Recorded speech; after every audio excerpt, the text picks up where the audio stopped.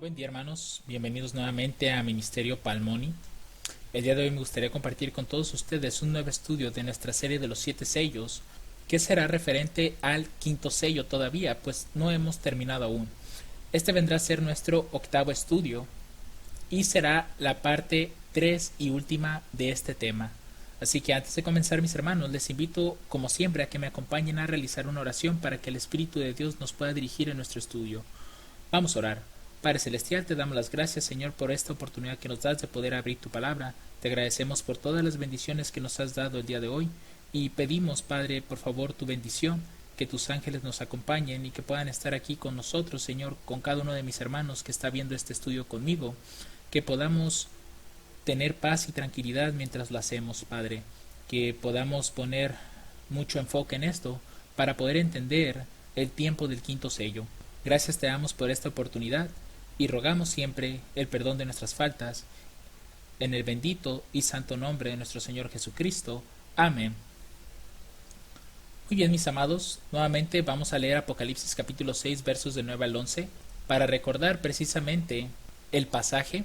Dice: y cuando abrió el quinto sello, vi debajo del altar las almas de los que habían sido muertos por causa de la palabra de Dios y por el testimonio que ellos tenían, y clamaban en alta voz diciendo: ¿hasta cuándo, Señor santo y verdadero, no juzgas y vengas nuestra sangre de los que moran en la tierra?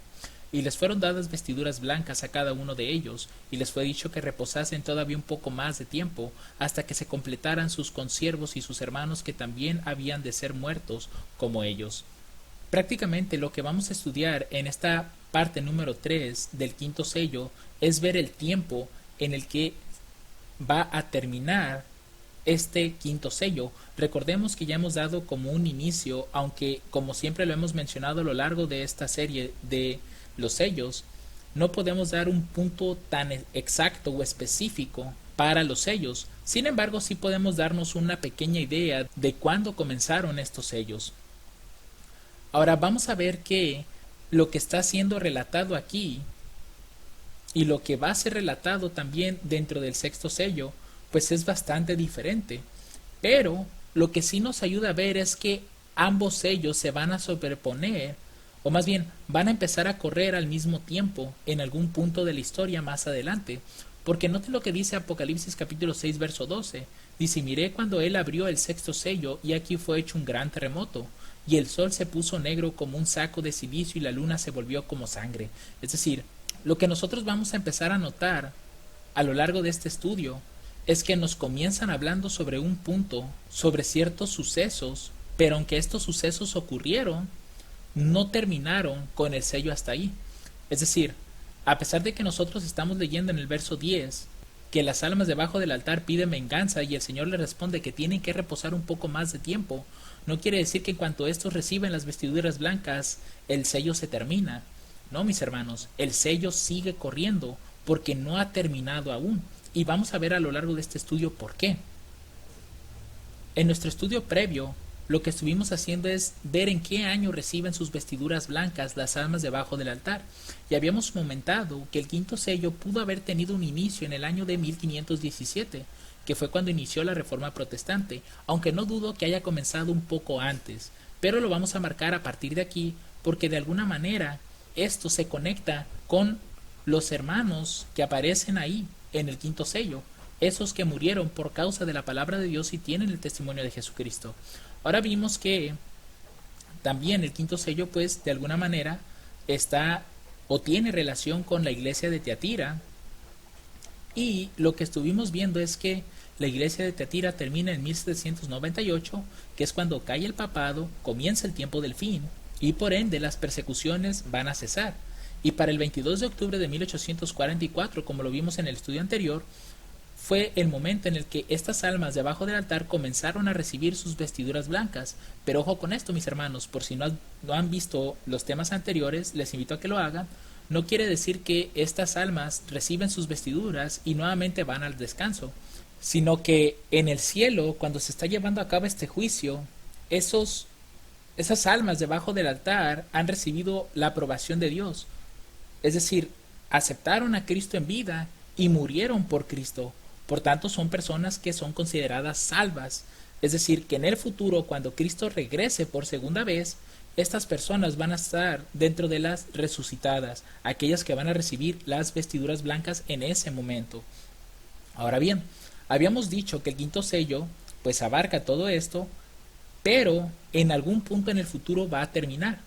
Pero nosotros no sabemos cuál es ese tiempo.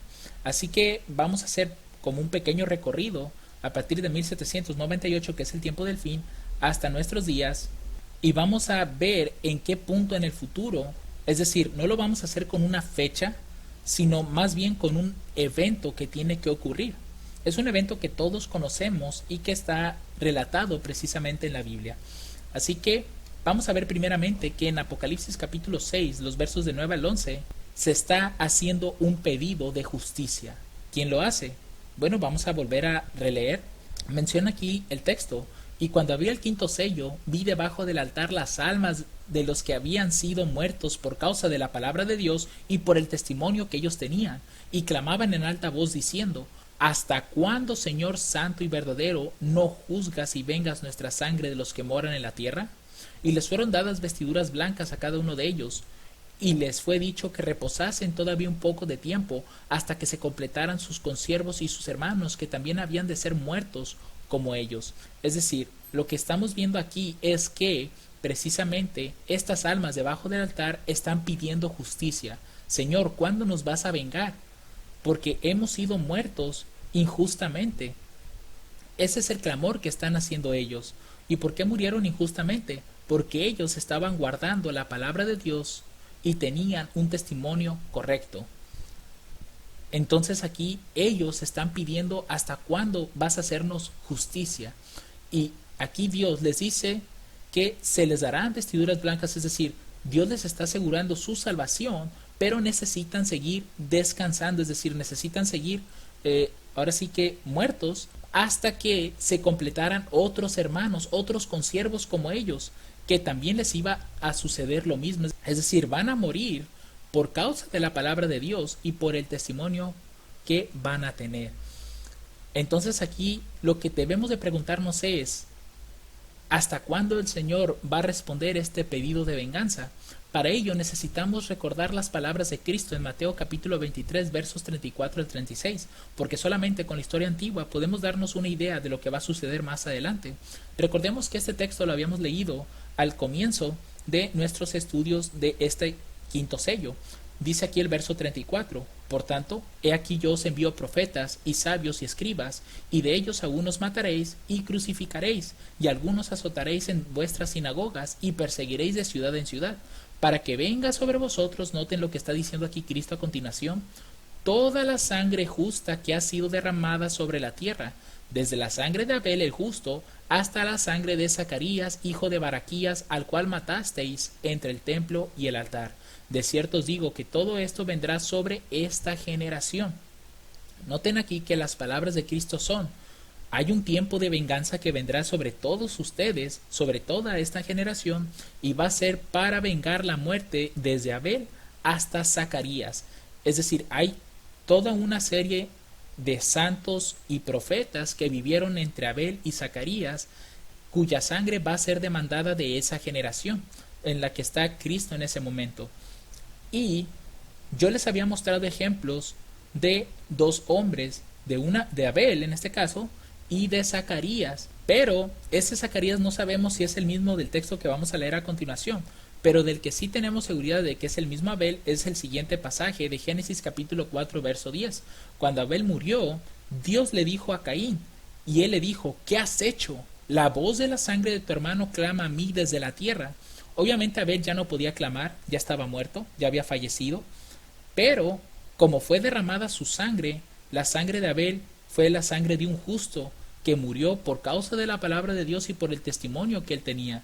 Por tanto, Dios necesita vengar la muerte de su siervo. Por eso es que en palabras de Dios, la sangre de Abel era como si clamara a Dios diciéndole: Señor, venga mi muerte. Por eso es que dice aquí, la voz de la sangre de tu hermano clama a mí desde la tierra. Es parecido al clamor que emiten las almas debajo del altar. Hazme justicia, Señor, porque he muerto por tu palabra. Y en el caso de un Zacarías, que como bien les dije en estudios pasados, no sé si sea exactamente el mismo Zacarías del que está hablando aquí Cristo o sea otro, pero parece ser que guarda cierta similitud. En Segunda de Crónicas, capítulo 24, verso 22, dice lo siguiente: Así el rey Joás no se acordó de la misericordia que su padre Joaida había hecho con él. Antes mató a su hijo, el cual dijo al morir, noten, Jehová lo vea y lo demande. Estas palabras sí las dijo en vida, pero quiero que noten eso. Es como un clamor que se está elevando. En este caso Abel tal vez no lo pudo decir, pero vemos que este Zacarías sí pudo hacerlo. Y dijo, Jehová lo vea y lo demande. Es decir, Jehová juzgue lo que está ocurriendo en ese momento. Y vemos que un santo, un profeta, posiblemente, porque realmente en este momento no recuerdo si fue profeta este Zacarías, pero me parece que sí lo fue, está clamando y diciendo Jehová lo vea y lo demande. Entonces, cuando volvemos a las palabras de Cristo, realmente ningún santo, profeta o apóstol que ha muerto por causa de la palabra de Dios y por el testimonio que ellos tenían ha sido olvidado por Dios. Al contrario, su muerte sigue vigente en sus pensamientos, a tal grado como se dijo de Abel, la voz de la sangre de tu hermano clama a mí desde la tierra. Así también la voz de la sangre de todos los santos y todos los profetas que han muerto clama a Dios desde la tierra pidiendo esa justicia. Y lo que dijo Cristo fue que toda esa sangre justa iba a ser demandada sobre la generación de ese tiempo, desde Abel hasta Zacarías. Y pues realmente nosotros conocemos esa historia. Esa venganza de la cual habló Cristo se llevó a cabo en el año 70 después de Cristo, que es conocida como la destrucción de Jerusalén en manos del Imperio Romano. En palabras de Flavio Josefo, y me resulta bastante interesante esto, dice lo siguiente: el Dios de los judíos se había puesto del lado de Roma, es decir, Dios vengó la sangre desde Abel, el justo, hasta Zacarías, durante ese año en que el Imperio Romano atacó a Jerusalén. Es aquí, mis hermanos, donde nosotros nos podemos dar cuenta de que el castigo a Jerusalén fue la venganza de Dios por la sangre justa desde Abel, que ya hemos visto parte de esa historia, hasta la sangre de Zacarías y su muerte. Ahora, nosotros teniendo en mente toda esta línea, sabemos que Cristo nació en el año 4 antes de Cristo. Recordemos que hay ahí un pequeño error de cálculos en la línea del tiempo. Entonces Cristo nace muy posiblemente en el 4 antes de Cristo, y todo este tiempo que estamos viendo aquí, mis hermanos, son casi 4000 años de historia. Y ojo con esto, a pesar de que estoy colocando aquí el comienzo, realmente sabemos que aquí no comienza la creación de nuestro mundo, es un poquito atrás, pero lo estoy colocando aquí como el tiempo en que casi con el nacimiento de Cristo casi son 4000 años. Es decir, dense cuenta cuánto tiempo tuvo que pasar para poder vengar la muerte desde Abel hasta Zacarías en el tiempo de Cristo. Y nosotros sabemos que la destrucción de Jerusalén se dio en el año 70. Entonces, haciendo un pequeño conteo por ahí de tiempo, podemos entender que el tiempo que tuvieron que esperar muy posiblemente, por lo menos Abel, tuvo que esperar más de 4000 años para obtener su venganza, o más bien para que Dios vengara su muerte, porque recordemos lo que hemos visto en estudios pasados, que de Dios es la venganza, Él dará el pago. Nosotros no tenemos nada que ver con eso, ni tenemos que ayudarle a Dios en eso. Dios es el que se encargará de darle a cada uno conforme a sus obras, y si a nosotros nos hacen algo, tengan por seguro que Dios tomará cartas en el asunto y dará todas las oportunidades para que esa persona que nos hizo daño se arrepienta. Entonces, como dice aquí en estos pasajes, prácticamente Abel sí tuvo que esperar casi 4000 años, un poquito más de tiempo, para que se le hiciera venganza a su muerte. Obviamente cada profeta o cada santo que fue muriendo más cerca de la destrucción de Jerusalén, pues se fue reduciendo el tiempo de la venganza, pero tarde que temprano llegó, mis hermanos. Entonces lo que estamos viendo aquí es que Cristo o Dios vengó la muerte de sus siervos prácticamente 4000 años después. Por lo menos la de Abel sí fue 4000 años después. Ya la de los otros santos o profetas va a ser obviamente menor el tiempo, pero lo que quiero que noten es esto, que hubo un tiempo considerable para que Dios tomara venganza de la sangre de sus siervos. Es decir, lo hizo prácticamente. No se olvidó de ellos y demandó la sangre de sus siervos en el año 70, pero fue un grupo selecto, desde la muerte de Abel hasta la muerte de Zacarías. Ahora bien, ¿cuándo se cumple el pedido de justicia de estas almas debajo del altar? Porque estas ya son otras personas, no son ni Abel, ni ninguno de los santos que estuvo hasta Zacarías. Estos deben de ser otros. ¿Por qué? Porque estos no han recibido justicia, pero los otros ya la recibieron. Ya Dios vengó sus muertes con la destrucción de Jerusalén. Pero aún faltan estos siervos, y no solamente estas almas debajo del altar, sino también aquellos consiervos y hermanos que han de ser muertos como ellos. Es decir, las almas debajo del altar, más los otros consiervos que vayan a morir por las mismas razones que estas almas debajo del altar, todo ese grupo en conjunto será vengado por Dios, y Dios les hará justicia. Ahora bien, lo que debemos de preguntarnos es si estos consiervos y hermanos que todavía no son muertos como las almas debajo del altar, ¿bajo qué condición han de ser muertos? Es decir, ¿qué evento se tiene que dar en el futuro para que estos consiervos, que también van a morir como las almas debajo del altar, tengan que pasar para llegar a esa situación? Realmente la profecía nos dice en el libro de Apocalipsis, en el capítulo 13, que habrá un evento en el futuro, un evento similar a lo que ocurrió durante los 1260 años. En Apocalipsis 13, versos 15 al 18 se nos narra esta historia. Dice, y le fue dado que diese vida a la imagen de la bestia. Aquí estamos hablando de la bestia que sube de la tierra. Dice, para que la imagen de la bestia hablase e hiciese que todos los que no adorasen la imagen de la bestia fuesen muertos. Noten, la bestia que sube de la tierra ayudará a la bestia que sube del mar y le hará una imagen a la bestia y va a obligar a todo el mundo a que adora la imagen de la bestia. Dice, y hace que todos, pequeños y grandes, ricos y pobres, libres y esclavos, se les ponga una marca en su mano derecha o en su frente, y que ninguno pueda comprar o vender sino el que tenga la marca o el nombre de la bestia o el número de su nombre. Aquí hay sabiduría. El que tiene entendimiento cuente el número de la bestia, porque es el número del hombre, y su número es 666. Notemos que esta bestia que sube de la tierra está obligando a los moradores de la tierra a que adoren una imagen. Y nosotros en la ley de Dios sabemos que no debemos de hacer eso. Éxodo 23 al 6 dice, no tendrás dioses ajenos delante de mí, no te harás imagen. ¿Y qué es lo que hace la bestia que sube de la tierra? Hace una imagen a la primera bestia y hace que adoren a la imagen. Dice, no te harás imagen ni ninguna semejanza de cosa que esté arriba en el cielo, ni abajo en la tierra, ni en las aguas debajo de la tierra. No te inclinarás a ellas ni las honrarás, porque yo, Jehová tu Dios, soy Dios celoso, que visito la maldad de los padres sobre los hijos hasta la tercera y cuarta generación de los que me aborrecen, y que hago misericordia a millares de los que me aman y guardan mis mandamientos. Lo que observamos aquí es que todas aquellas personas que quieran guardar la palabra de Dios, tal y como lo hicieron las almas debajo del altar, si quieren guardar la ley de Dios, van a oponerse precisamente a la bestia que sube de la tierra en adorar a la imagen de la bestia. Y como se están negando a adorar a la imagen de la bestia, claramente estos consiervos y hermanos van a morir por causa de la bestia que sube de la tierra. Es decir, ya estamos viendo que en el futuro, mis hermanos, sí habrá un evento semejante a los 1260 años de supremacía papal, y es el tiempo en el que nuevamente el papado resurge con poder y hace una alianza con la bestia que sube de la tierra.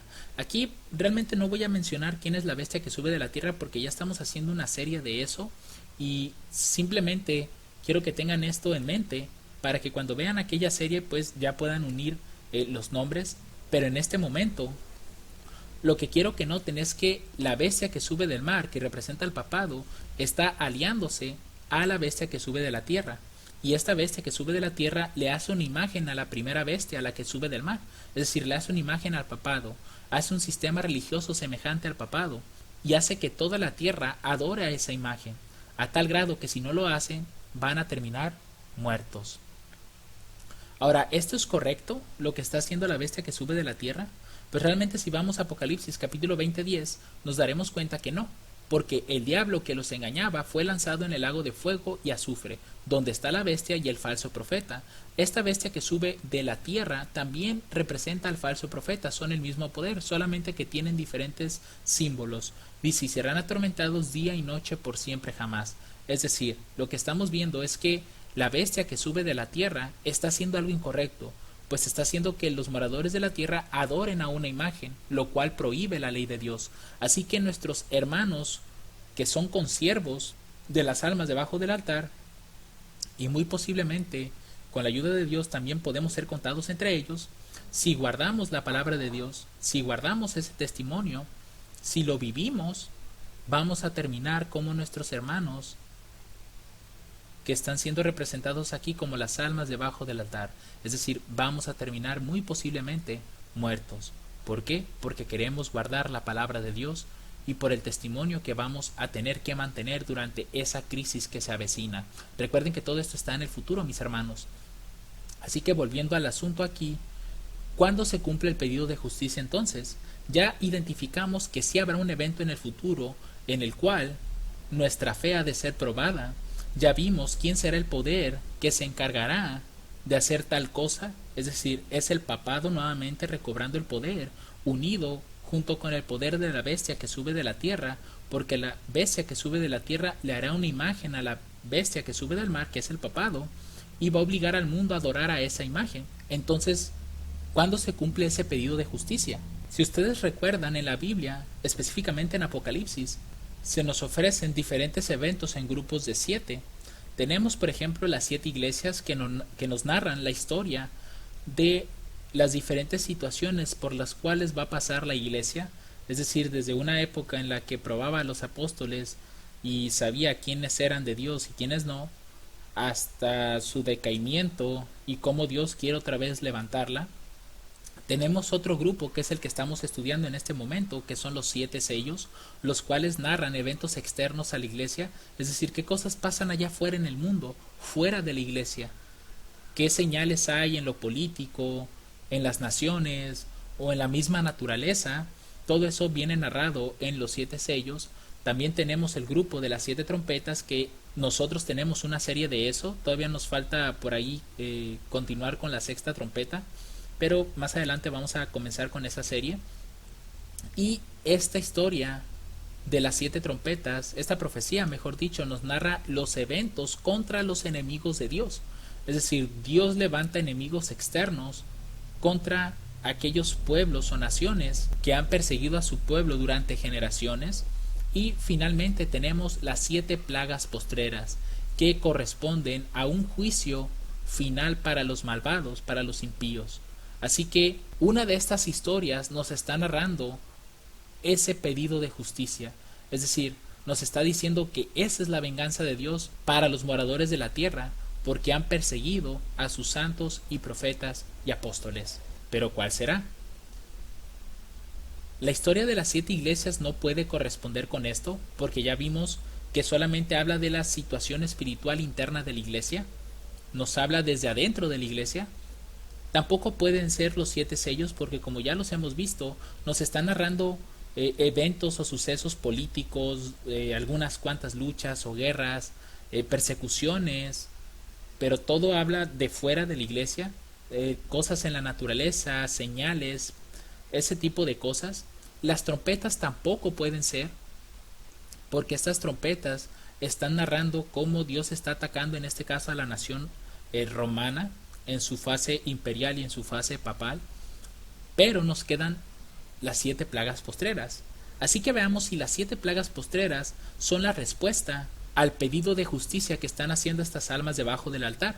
Si leemos por ejemplo el capítulo 16, los versos 1 y 2, noten que estas plagas están siendo llevadas contra aquellos que han adorado a la bestia y a su imagen.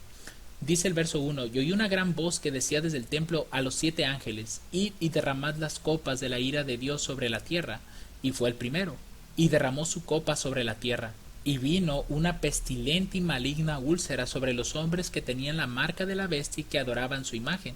Noten qué interesante es esto. Al parecer las plagas son un castigo para aquellos que han recibido la marca de la bestia y adoraban a su imagen.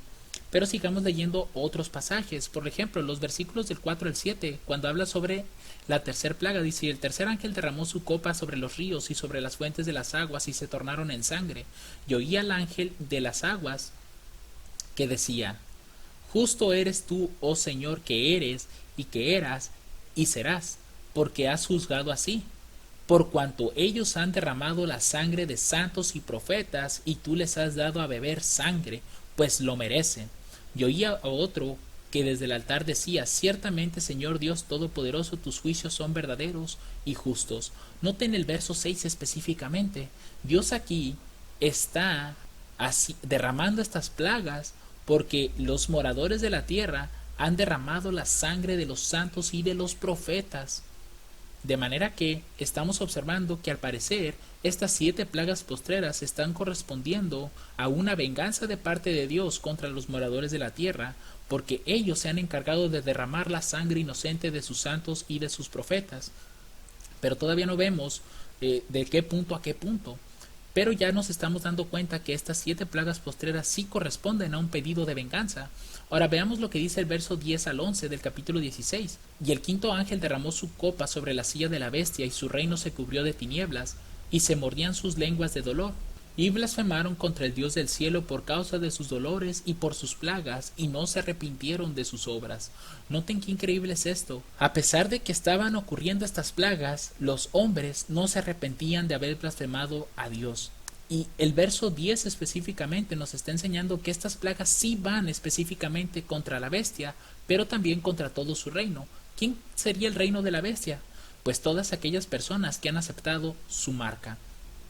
Y finalmente, y con esto nos podemos dar también una idea para poder determinar si estas 7 plagas corresponden a la venganza de parte de Dios, es los versos 17 al 19, cuando habla acerca de la séptima y última plaga. Dice: y el séptimo ángel derramó su copa por el aire, y salió una gran voz del templo del cielo, del trono, diciendo: hecho está. Y hubo voces, y relámpagos, y truenos, y hubo un gran temblor, un terremoto tan grande cual no hubo jamás desde que los hombres han estado sobre la tierra. Y la gran ciudad fue partida en 3 partes, y las ciudades de las naciones cayeron. Y la gran Babilonia vino en memoria delante de Dios para darle el cáliz del vino del furor de su ira. Noten que aquí las plagas van específicamente contra el reino de la bestia y la bestia misma. Por tanto, aquí la bestia que sube del mar y el reino que él tiene es conocido como la Gran Babilonia. Es decir, todas estas plagas caen sobre la Gran Babilonia, que es la bestia que sube del mar, que ya lo identificamos como el papado, está cayendo sobre su reino, porque prácticamente lo que nos dice Daniel 11 es que el papado terminará gobernando al mundo entero. Ahora bien, las plagas, por lo tanto, mis hermanos, son la venganza de Dios por sus santos, y nosotros ya identificamos que a la bestia y a su reino les han llamado la Babilonia la Grande. Y esto es de lo que nos habla precisamente Apocalipsis 18, los versos de 2 al 3. Es decir, este capítulo habla exclusivamente del resultado de las plagas, lo que le pasa a Babilonia cuando comienzan a caer las plagas sobre ella, y cómo va a quedar al final devastada. Dice: y clamó fuertemente en alta voz diciendo: caída es Babilonia la Grande, y es hecha habitación de demonios, y guarida de todo espíritu inmundo, y albergue de toda ave inmunda y aborrecible, porque todas las naciones han bebido del vino del furor de su fornicación, y los reyes de la tierra han fornicado con ella, y los mercaderes de la tierra se han enriquecido de la abundancia de sus deleites. En otras palabras, mis hermanos, estamos viendo que sobre Babilonia van a caer las plagas. ¿Por qué? Porque ha hecho beber a todo el mundo del vino del furor de su fornicación. Los versos 4 al 6 se nos dice que prácticamente este reino de la bestia va a recibir esas plagas. Dice: y oí otra voz del cielo que decía: salid de ella, pueblo mío, para que no seáis partícipes de sus pecados, y para que no recibáis de sus plagas. ¿Cuáles plagas? Las 7 plagas postreras que están en el capítulo 16 de Apocalipsis, porque sus pecados han llegado hasta el cielo, y Dios se ha acordado de las maldades de ella. Dadle como ella os ha dado, y pagadle el doble según sus obras. En la copa que ella os preparó, preparadle el doble. Y es precisamente lo que nosotros vemos en el verso 19 de ese mismo capítulo. ¿Cómo queda Babilonia después de las plagas? Dice que echaron polvo sobre sus cabezas y dieron voces, llorando y lamentando, diciendo: ay, ay de aquella gran ciudad. ¿Cuál gran ciudad? La gran Babilonia, en la cual todos los que tenían navíos en el mar se habían enriquecido de sus riquezas, porque en una hora ha sido desolada. Es decir, a causa de las plagas, el gran reino de Babilonia quedó destruido. Y es aquí, mis hermanos, donde nos vamos a dar cuenta que verdaderamente las plagas son la venganza de Dios por las almas debajo del altar y por aquellos consiervos y hermanos que también han de ser muertos como ellos. Porque el verso 20 al 24 dice lo siguiente: alégrate sobre ella, cielo, y vosotros, santos apóstoles y profetas, porque Dios os ha vengado en ella. ¿A quiénes ha vengado Dios? A los apóstoles y los profetas. Dice: y un ángel fuerte tomó una piedra como una gran piedra de molino y la arrojó en el mar, diciendo: con esta violencia será derribada Babilonia, aquella gran ciudad, y nunca más será hallada. Y voz de arpistas, y de músicos, y de flautistas, y de trompetistas no se oirá más en ti, y ningún artífice de cualquier oficio no se hallará más en ti, y el ruido de la piedra de molino no se oirá más en ti, y la luz de candelero no alumbrará más en ti, y voz de desposado y de desposada no se oirá más en ti, porque tus mercaderes eran los magnates de la tierra, porque por tus hechicerías fueron engañadas todas las naciones. Y noten lo que dice el verso 24: y en ella fue hallada la sangre de los profetas y de los santos y de todos los que han sido muertos en la tierra. Noten qué interesante es esto, mis hermanos.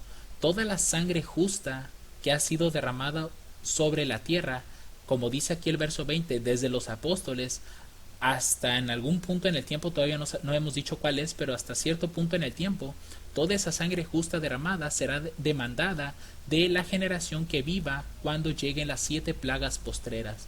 En otras palabras, mis hermanos, el verso 10 de Apocalipsis 6, cuando dice: hasta cuándo, Señor santo y verdadero, no juzgas y vengas nuestra sangre de los que moran en la tierra, ese hasta cuándo llegará hasta las 7 plagas postreras. Es decir, ese pedido de justicia que hacen las almas debajo del altar, ese clamor que elevan a Dios, se cumple con las 7 plagas postreras. Ahí toda la humanidad que no se haya arrepentido recibirá la venganza de Dios por sus siervos, por toda la sangre que ha sido derramada injustamente. Entonces, ¿cuál es la línea del tiempo del quinto sello? ¿Qué tanto abarca? Ya hemos visto que podemos incluso comentarla durante todo este tiempo, es decir, abarca muy posiblemente el tiempo de cuando comienza el levantado a ejercer su poder hasta que recibe su herida de muerte. Abarca el tiempo cuando Miguel se levanta. Ustedes conocen también que en Daniel capítulo 2 se menciona que Miguel se levanta, es decir, Cristo en este punto del tiempo ya no ejerce su ministerio sacerdotal, es decir, ya no es un intercesor del mundo. En este momento toda la gracia de la humanidad se acaba. Miguel se levanta, es decir, Cristo se levanta del lugar santísimo y ya no intercede por nadie, ya no recibe oraciones o pedidos en los cuales se busque el perdón de Dios, porque ya no lo habrá. Entonces el quinto sello rebasa todo este tiempo y el quinto sello culmina con la venganza terminada, es decir, cuando se dé la y esta termine, entonces termina la venganza de Dios. Y es precisamente lo que nosotros vemos en esta línea de tiempo. Cuando Miguel se levante, poco después de que Miguel se levante, comienza a caer la primer plaga y comienza la venganza de Dios por su pueblo, por toda la sangre derramada dentro de los 1260 años y por toda esa sangre que será derramada tiempo antes de que Miguel se levante. Todos esos consiervos y hermanos que mueran durante esa época de persecución, cuando la bestia que sube de la tierra haga la imagen de la bestia y obliga a todos a adorar a esa imagen de la bestia so pena de muerte, todas esas almas serán vengadas en las 7 plagas postreras. Y noten cuánto tiempo abarca este quinto sello, mis hermanos. Si ustedes recuerdan, También aquí podemos encontrar el juicio investigador en 1844. Es decir, el quinto sello no acaba aquí, sino que sigue corriendo ese quinto sello. Y noten que es más allá de cuando Miguel se levanta. E incluso con las 7 plagas postreras, todo ese tiempo abarca hasta aquí ese quinto sello. Por eso es que dice aquí: alégrate sobre ella, cielo, y vosotros, santos apóstoles y profetas, porque Dios os ha vengado en ella. Y nosotros aquí, mis hermanos, podemos de alguna forma ver que esta venganza de las 7 plagas postreras no solamente abarca a los hombres que vivieron durante los 1260 años, sino que es todavía mucho más atrás, al primer mártir posiblemente, que es Esteban.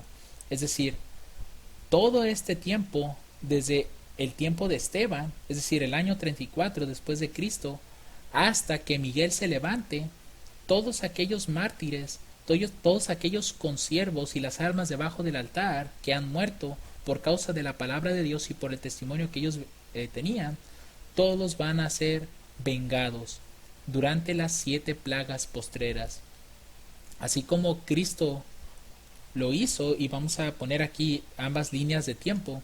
Recuerden que habíamos hablado que desde la muerte de Abel hasta la muerte de Zacarías iba a ser la venganza para ellos en el año 70, es decir, estamos hablando de casi 4000 años más o menos, junto con otros 74, 75 años hasta la destrucción de Jerusalén, porque recuerden que esto pues no es exacto, no es exactamente que cuando Cristo nace hay 4000 años, sino que puede ser un poco más, un poco menos, pero sumado con estos 74, 75 años, pues sí podemos ver que durante todo este tiempo, la muerte desde Abel hasta Zacarías fue vengada en el año 70, y en el caso de las almas debajo del altar, está contemplando tanto apóstoles como profetas y los santos, es decir, que estamos viendo que desde el año 34 después de Cristo, hasta que comiencen a caer las plagas, van a pasar como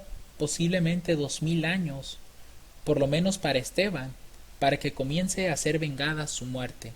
Es decir, en este tiempo, cuando comienzan a caer esas plagas. Y estoy marcando estos periodos, mis hermanos, porque recuerden que la tierra no tiene ni cerca de 6000 años, y a como está marcada la profecía o la historia profética, vemos que son 6000 años viviendo en este mundo tan lleno de pecado y de maldad, y habrá un milenio en el cielo. Es muy parecida a la semana que tenemos: 6 días de trabajo y 1 de descanso, que es el séptimo día, el sábado. En este caso, cuando nosotros estamos observando los milenios de pecado, van a ser 6 milenios de pecado, y el séptimo milenio es reposo para nuestro Dios y es reposo para nosotros. Va a terminar nuestra larga jornada que hemos vivido en este mundo, en un lugar donde hay santidad, donde hay pureza. Ahora bien, mostrando ahora la línea de la cual estábamos hablando hace un momento, quiero mostrarles que la venganza de nosotros va a ser mucho más rápida que la que tuvieron de Abel hasta Zacarías. Lucas 18 del 1 al 8 es una parábola de Cristo, dice: y les dijo también una parábola sobre que es necesario orar siempre y no desmayar, diciendo: había un juez en una ciudad, el cual ni temía a Dios ni respetaba a hombre. Había también en aquella ciudad una viuda, la cual venía a él diciendo: hazme justicia de mi adversario. Y él no quiso por algún tiempo, pero después de esto dijo dentro de sí: aunque ni temo a Dios ni tengo respeto a hombre, sin embargo, porque esta viuda me es molesta, le haré justicia, no sea que viniendo al fin me fastidie. Y dijo el Señor: oíd lo que dijo el juez injusto, y no cobrará Dios venganza por sus escogidos que claman a él día y noche, aunque sea longánimo para con ellos. Os digo que pronto cobrará venganza por ellos, pero cuando el Hijo del Hombre venga, ¿hallará fe en la tierra? Es decir, lo que estamos viendo aquí con esta comparación, mis hermanos, es que la venganza para Abel y Zacarías fue de más tiempo que lo que será para nosotros, y esto es muy parecido incluso al juicio investigador. Recuerden 1 de Pedro capítulo 4 verso 17: porque es tiempo de que el juicio comience por la casa de Dios, y si primero comienza por nosotros, ¿cuál será el fin de aquellos que no obedecen al Evangelio? Vamos a notar nosotros, mis hermanos, que el tiempo de justicia para nosotros, la venganza para todos esos consiervos que mueran, será mucho más rápida que lo que fue para Abel y hasta Zacarías.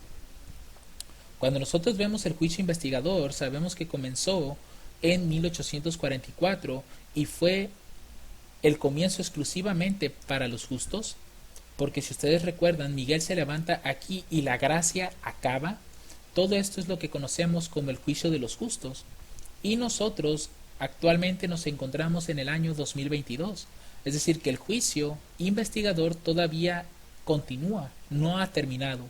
¿Cuándo termina? Hasta que Miguel se levante. Cuando Miguel se levante, vienen las 7 plagas postreras, que es precisamente la venganza desde Esteban hasta el último mártir que caiga cuando Miguel se levante.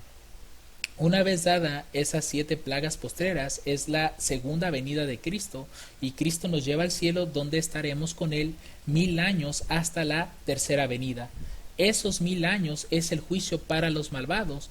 Entonces son 1000 años de juicio para los injustos, pero para nosotros, los que esperamos ser salvos en Cristo, nuestro juicio va a ser muy corto, porque desde que comenzó el juicio en 1844 hasta el actual 2022 han pasado tan solo 178 años de juicio investigador sobre los justos. Y como se ve el mundo de caótico, mis hermanos, yo estoy seguro que no faltan muchos años para que comencemos a ver todas estas escenas de las cuales hemos estado hablando. Es decir, que el papado recobre el poder, se una con la bestia que sube de la tierra, y esta bestia que sube de la tierra forma la imagen de la bestia y comienza a obligar a todo el mundo a adorar a la imagen de la bestia, y quien no lo haga va a morir. Entonces realmente no creo que pase mucho tiempo, mis hermanos, de juicio investigador para los justos, porque será realmente más corto, más de lo que será para los malvados. Y esto mismo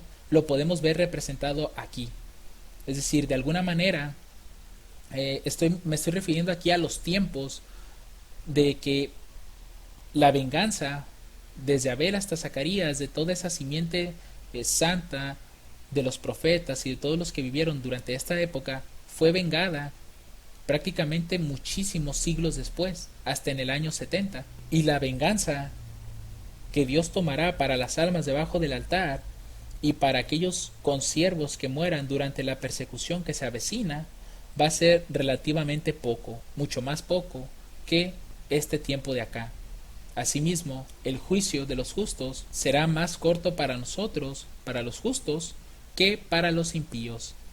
Así que, mis hermanos, con este tema hemos concluido el estudio del quinto sello. Esperamos que haya sido de gran bendición, y recuerden, mis hermanos, que el quinto sello está abarcando hasta que termina la última plaga, la séptima. Y esas 7 plagas postreras son precisamente la venganza de Dios por todos sus apóstoles, profetas y santos que han vivido desde el año 34 muy posiblemente hasta que Miguel se levante. Así que invito, mis hermanos, a que si alguien tiene alguna duda o quiere dar un aporte, lo pueda hacer en los comentarios de la parte de abajo. Que el Señor les bendiga abundantemente. Amén.